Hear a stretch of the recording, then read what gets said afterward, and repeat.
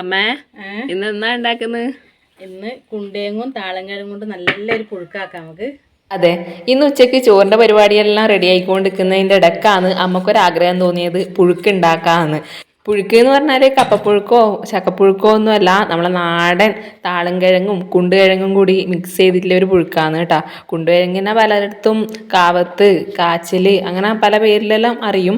നമ്മിത് ആ കുണ്ടെന്ന് കിട്ടുന്ന കിഴങ്ങായതുകൊണ്ട് കുണ്ടുകിഴങ്ങ് എന്നാ പറയല് കേട്ടോ. അങ്ങനെ വീട്ടിൽ കിളച്ച കിഴങ്ങ് ഇരിപ്പുണ്ടായതുകൊണ്ട് നമുക്ക് കൂടുതൽ പണിയൊന്നും ഉണ്ടായില്ല. വേഗം തൊലിയെല്ലാം കളഞ്ഞ് നന്നായിട്ട് കഴുകിയെടുത്ത് കുക്കറിലേക്ക് ഇട്ട് കൊടുക്കുന്നുണ്ട്.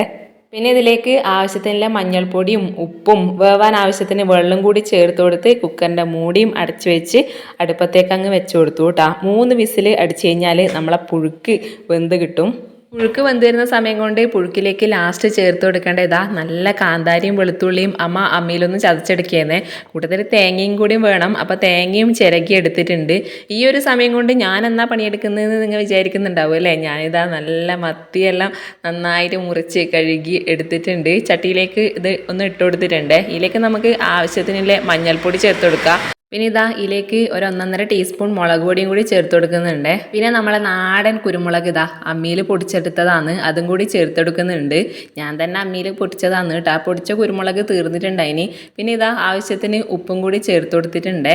പിന്നെ നമ്മളെ മീൻ വറ്റിച്ചേൽ പുളിയില്ലാണ്ട് എന്ത് മീൻ വറ്റിച്ചതല്ലേ, പുളിയും കൂടി ചേർത്ത് കൊടുക്കുന്നുണ്ട്. നല്ല വാളംപുളി വെള്ളത്തിൽ നേരത്തെ പൊതിരാൻ വെച്ചിട്ടുണ്ടായിരുന്നു.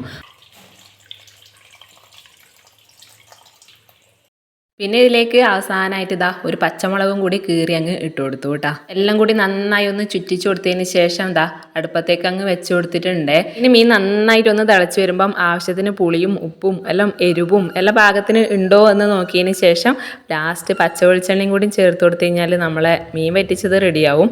അപ്പോഴത്തേന് ഇതാ നമ്മളെ പുഴുക്ക് ഇടാ 3 വിസിലടിച്ചിട്ട് അമ്മ ഇതാ തുറന്ന് നോക്കിയിട്ടുണ്ട്. നന്നായിട്ട് വെന്ത് കിട്ടിയിട്ടുണ്ട് കേട്ടോ. അമ്മ അപ്പം അതിലേക്ക് ഇതാ നേരത്തെ നമ്മൾ തയ്യാറാക്കിയ തേങ്ങയും വെളുത്തുള്ളിയും കാന്താരിയും ചതച്ചതും എല്ലാം കൂടി ചേർത്ത് കൊടുക്കുന്നുണ്ട്. ഇപ്പം തന്നെ നല്ലൊരു മണം വരാൻ തുടങ്ങി കേട്ടോ.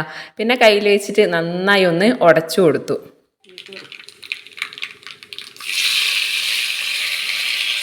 അവസാനം ഇതാ നമ്മളെ പുഴുക്കിലേക്ക് കടുകും കറിവേപ്പിലയും വറ്റൽമുളകും കൂടി താളിച്ച് ഒഴിച്ച് കഴിഞ്ഞാൽ നല്ല അടിപൊളി പുഴുക്ക് റെഡി ആയിട്ടുണ്ട്. ഇതാ കാണുമ്പോൾ തന്നെ കൊതിയായിട്ട് ഒരു രക്ഷയില്ല. നമ്മളെ മീൻ പറ്റിച്ചതും അപ്പത്തിനും റെഡി ആയിട്ടുണ്ട്. ഇനി നമുക്ക് നല്ല പുഴുക്ക് ടേസ്റ്റ് ചെയ്ത് നോക്കാം. അങ്ങനെ അമ്മ നമ്മളെ ആവി പറക്കുന്ന പുഴുക്ക് പ്ലേറ്റിലേക്ക് കോരി ഇട്ട് കൊടുക്കുന്നുണ്ട്. ഇതിൻ്റെ കൂട്ടത്തിൽ കുറച്ച് മീൻ വറ്റിച്ചതും കൂടി ചേർത്ത് കൊടുത്ത് കഴിക്കുമ്പം ഒരു ടേസ്റ്റ് അത്ര ഉണ്ട്. അപ്പോൾ ആദ്യം തന്നെ അമ്മയാണ് കേട്ടോ ടേസ്റ്റ് നോക്കിയത്.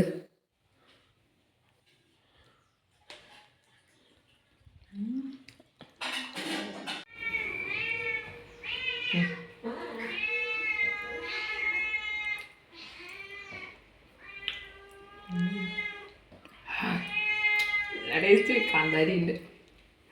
സൂപ്പർ.